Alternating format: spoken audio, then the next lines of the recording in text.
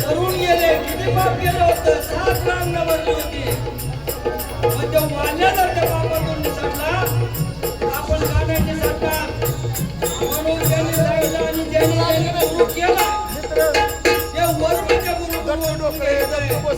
गुरुने जे तुम्हाला नाम दिलंय नाम तुम्ही जपायचंय म्हणून बाबा पुढच्या काळावर काय सांगतात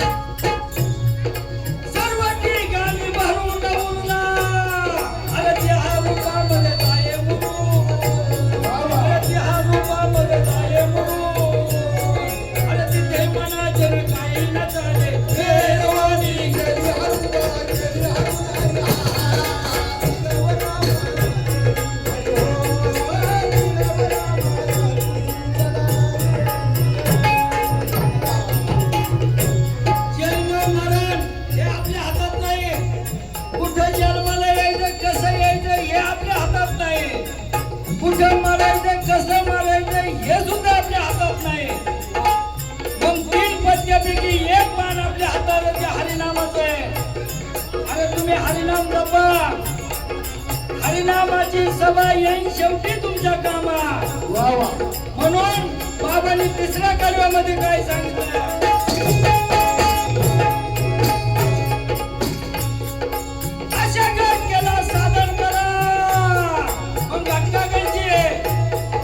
घटका चालली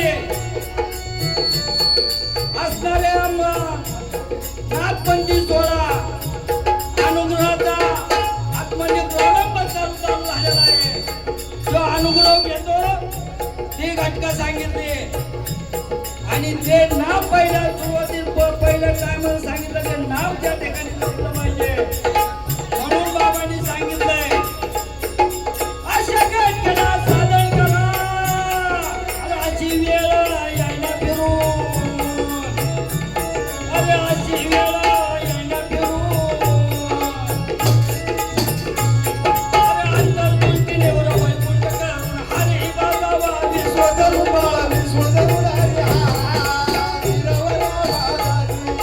Hare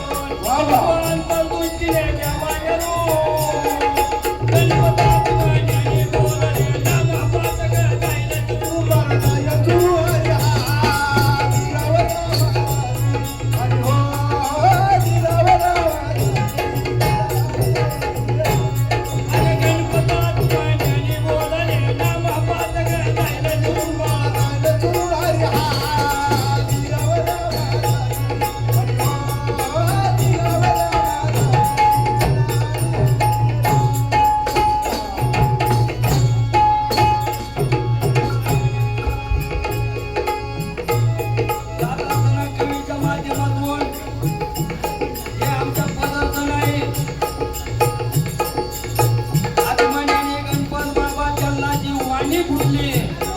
सावता बाबाच्या अरण्यात यांनी सुद्धा तप केलं आणि त्या तपाच्या माध्यमातून त्यांना हे साध्य करता आलं. ती वाणी तुमच्या पुढं सादर करण्याचा प्रयत्न केला. मग नवनाथ असणारे नवनाथांच्या आमच्या गुरुबंधूंना मच्छिंद्राच्या डोळ्यावरचा संवाद केला. मग नेमकी नागपंथ कसा चालू झाला, कसे जन्माला आले हे आपल्या पुढं अल्पशा वेळामध्ये मांडण्याचा प्रयत्न करतोय. काही जर भूल झाली तर माफ करावी.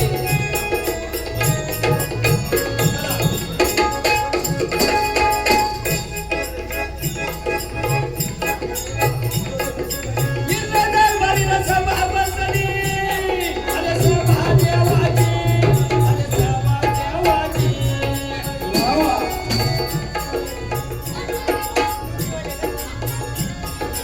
असणाऱ्या इंद्रदरबारामध्ये सभा बसली.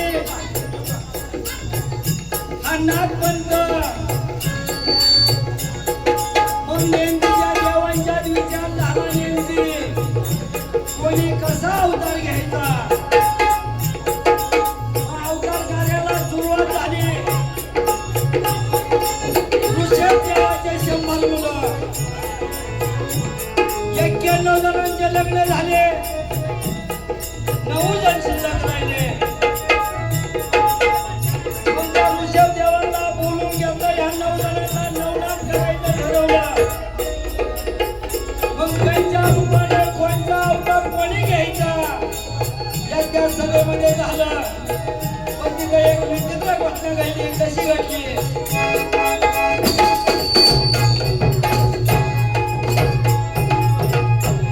अरे त्या सभेमध्ये पार्वती रुक्मिणी आली रे चालून, आली रे चालून. अरे ब्रह्मदेवाकडे येऊन बघायला, अरे याला पण हातरून